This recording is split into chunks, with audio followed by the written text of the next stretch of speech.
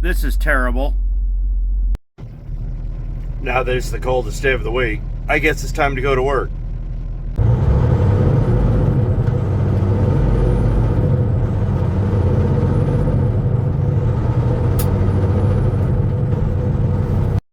When it gets this cold, just seems like everything tends to want to break. I've got to get here to the yard and go pick me up a trailer. And then we got to go pick up a load and head to Mississippi. It's been too cold to run the APU. Weather Channel said it was supposed to have a low of about minus 17 right about now. It'll start warming up, but we're headed south, so hopefully tomorrow we'll be in the 40s. They're in southern Missouri, northern Arkansas. But I got to bust through there because it's supposed to snow. So, getting my pre-trip done now. The important thing is to make sure none of the tires are stuck as we roll out. Let's go find us a trailer and get out of here.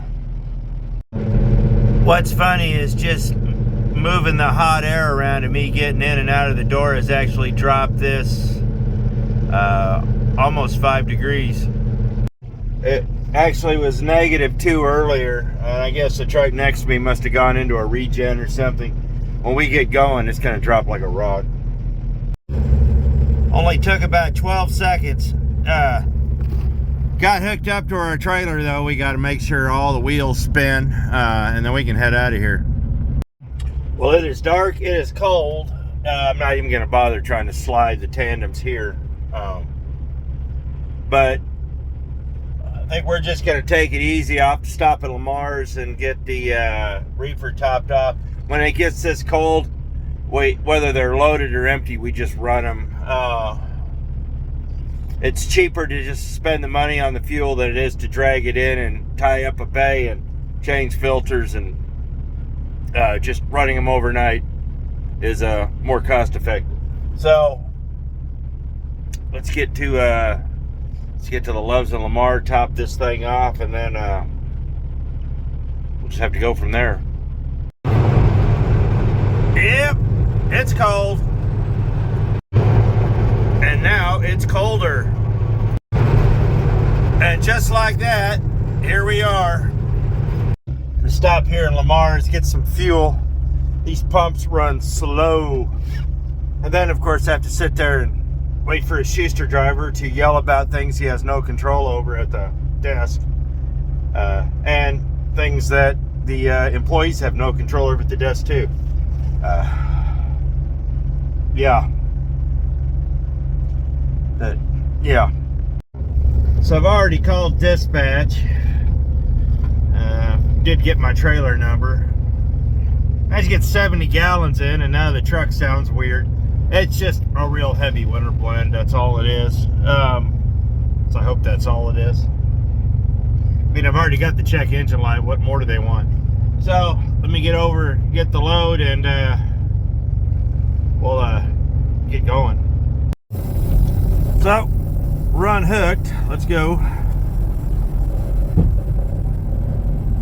And now we've got to go on a hunt to go find our trailer. I mean, this yard is more organized than most to a point, but sure been in a whole lot worse, but I've been in a whole lot better too. Oh, there she is. We got hooked up. I'm just hoping we can slide it. I always tell people when you come here, come in with at least one tank full. Because they got a scale here, you don't have to leave. So if you come in with one tank full, you can at least adjust your weight here on the premises. I was thinking about why I've always had this little dark place in my heart for Schuster drivers and couldn't really quite put my finger on it. And then I watched one of them cut line and cut us all off, and I was like, oh yeah, that's why. Never really had a real positive engagement with any of them. So, don't know much about the company itself, but if their drivers are indicative of their company policies, there's a 0% chance I'll ever even apply there. So, if you can read that, we're good. 78,560. 11,820. Come on now. 33,040 and 33,680. Then it just dropped to 78. When this thing settles, it actually starts dropping a little bit of weight. So we've already dropped 100 pounds. So we are at well, we're good. Settled at 78,540. It's up to 5 degrees now. I can put on my summer winter jacket. It's gonna sit there and look at putting some load locks in, but realize it's all the way to the back door. There's nothing a load lock would do in this point. So load locks are kind of one of those technicalities. People want them in, but at the end of the day, if they're the compression kind, they're just really absolutely worthless. So let's get out of here and I'll see you at the next stop.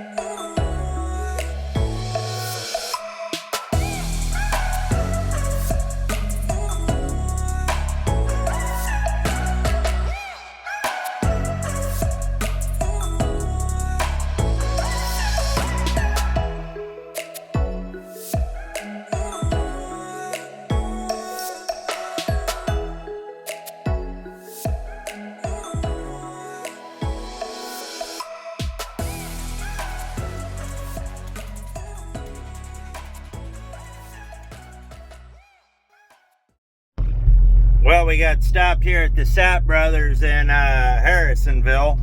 It's warming up. It says it's 38, but it's dropping again. It's about 25 degrees. It would just heat it up because I was parked.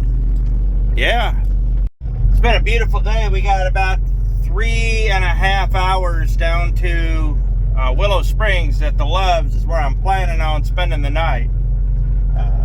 I hate buying washer fluid in the truck stop, but I was out and so are they, so I had to sneak to the fuel island and get some. So let's get going. Come out of here and I followed a line of trucks and everybody's acting like it's their first day. There can't be that many first days happening in front of me. Well, I should hope not.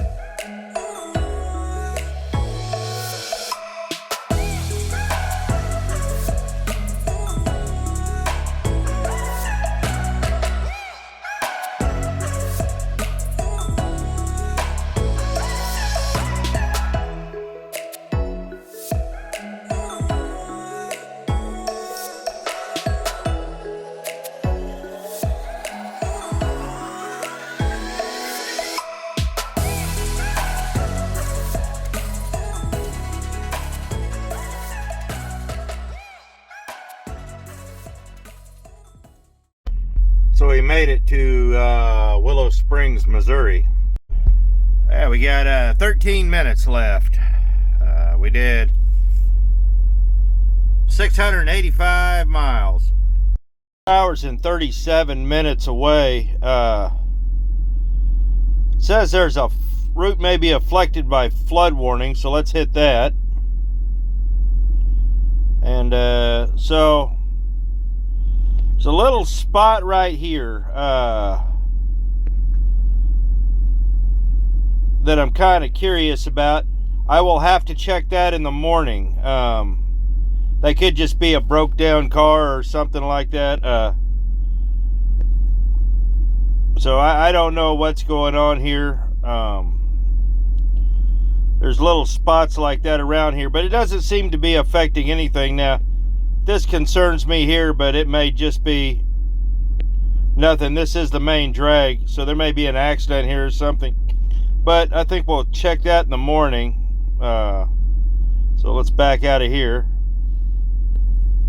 But so far, we're at 275 miles. Now, I will be the first one to tell you, Google Earth is not for truck drivers. But I've done this route enough time to know that I know the route. So, but flood warnings and stuff of that nature is what Google Earth is known for. And so you can check out traffic, you can check out all this stuff. Now, if I wake up tomorrow morning and I see that that is closed, or that's flooded, or it's closed, or whatever, I'm in a good spot. I can come right out here instead of going south on 63. I just head towards Sikeston. It's going to add probably another 40 minutes onto my trip, but excuse me, head towards Sikeston there, and once I get over there, just get on 55 and go south, and we're golden. So I'll have to check that in the morning. It would appear that that guy has an ever-growing puddle of antifreeze.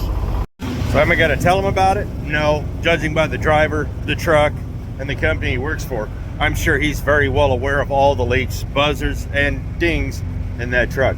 So, and he's probably asleep. So, when it needs it, it'll ding. So, anyhow, go get me some coffee, and I think head back to the truck. So I got my free coffee, and I'm gonna do a little editing on some of these videos, and just do a little bit of housekeeping because I need to do that, and be up early tomorrow morning to head through the woods. So I guess we'll see you in the morning. So it's the next morning. Check the map. Road looks fine down there. Guess it was just traffic. So we have to get some fuel, and we need to go. Yeah, it's he had a leak. Hope he figured it out. That's all antifreeze. So we're off duty 14 minutes, and we're just getting ready to take off now. Apparently the guy pulling that Warner trailer decided to do all sorts of things other than move his trailer. So we're finally getting going. It took 25 minutes, but we put 150 gallons in, and we're gonna head through the woods. So they said, I already looked, everything I was worried about last night is gone. So apparently that was all just traffic. So let's get out of here. One of the reasons I prefer to do this late at night or really early in the morning is this truck is slow. Going through the hills like this, it's only about 45 miles of 2-lane. Once you get into Arkansas, I mean, Missouri, I don't count Missouri, they got some really good passing lanes, and I never really slow down there. But, you know, you get the stoplights in West Plains, and 99 times out of 100, this early in the morning, they're all going to be green. You can fly right through here. But also, like I said, you get into the hills, there's a whole lot less traffic. And you can just really just kind of take your time to go through it. So, that's why I like to do it either really late at night or really early in the morning. So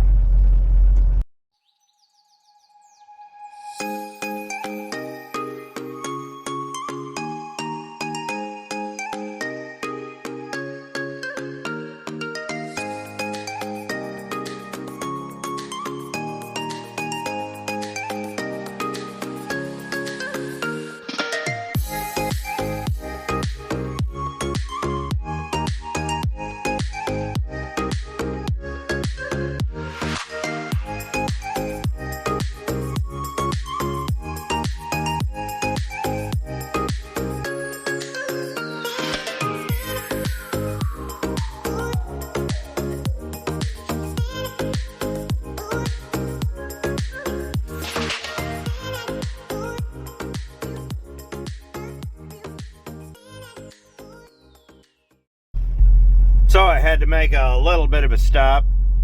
They got this little X on here. It's called Jordan's Quick Stop or something like that. One of the things you learn doing this over and over again is where breakfast is. But the Ozarks are that way, and it's all flat that way. So we'll go get some breakfast and get back going again. Went in there and got some eggs out of the deli, and she's like, "You want stove cooked eggs?" I don't even know how to respond to that. I mean, you gotta take them to a volcano and cook them on an altar while you're sacrificing a virgin. Those might be pretty good eggs. However, I don't know if you got another way to cook eggs. I'm not really interested in learning. Not at this point in my life. I have enough problems. So let me finish my eggs and we'll get out of here. Now, I don't generally do a lot at this particular truck stop, except more or less just park. I'll buy a drink and I do buy breakfast, but it is, as little convenience stores and truck stops go, this place is prohibitively expensive. Eggs weren't bad, but like drinks and stuff, it's just ridiculous. Cigarette prices here are about $2 to $2.50 higher than anywhere else. They're just taking advantage of this, but it is what it is. So when you cross the river over there, it's really weird. It's like the minute you cross the river, you're completely out. Arkansas is like that. Completely flat over here. You can literally see the mountains over there. You see that phenomenon in Arkansas quite a bit, especially down on I-40 when you headed towards Little Rock and you're in the mountains and up and down. You go across the river and literally everything on the other side of the river you can see. Yeah, I mean, suddenly you're just in the flattest land ever. Same way up here. Just cross that bridge. The minute you cross it, you're just out. So, all right, let's get to Mississippi.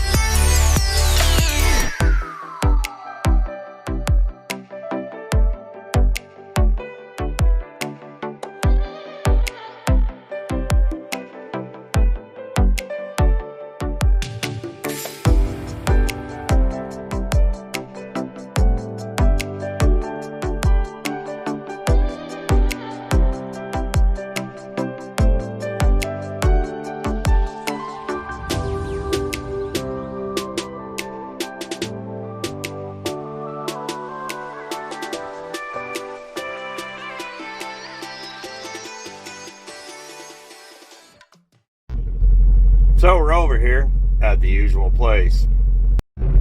We're here at the Regal, and it is a hopping place today. It's Friday, so I don't have to deliver till tomorrow. I did make one stop at the Loves up in Holly Springs. I didn't film it because, well, there was nothing to film. But I went and I got me a salad and some stuff to eat tonight. I like the deli in here, but it's really good for breakfast and lunch, but usually they really don't do a dinner one, but that's all right. So we're here, and yeah. So it's the next day, and we've got to get over, well, quite literally next door. But we're having a freakishly warm day. It's gonna snow. I'll be in snow tomorrow. So, yeah. Yeah.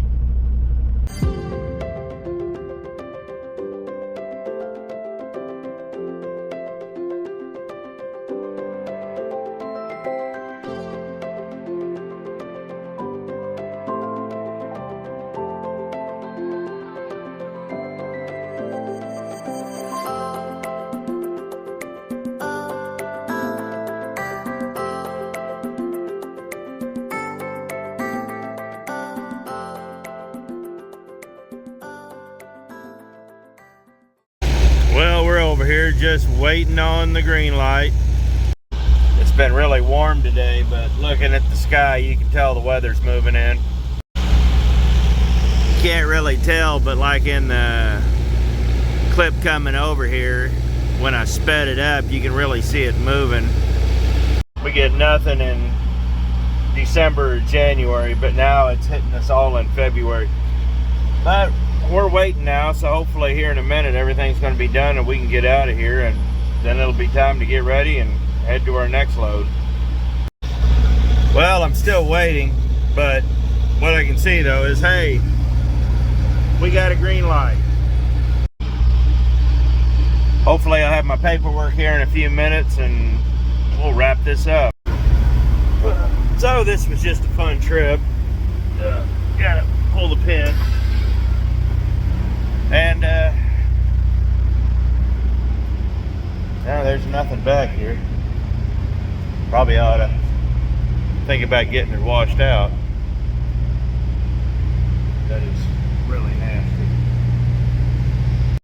But it was just a fun trip. Nothing really exciting happened. And you know, we get this done and we're just off to the next thing. I was trying to keep this a lot shorter than I did the North Carolina one. Trust me, I too thought it was too long. So I appreciate it, guys. Thanks for watching. Have fun out there, and we'll see you next video.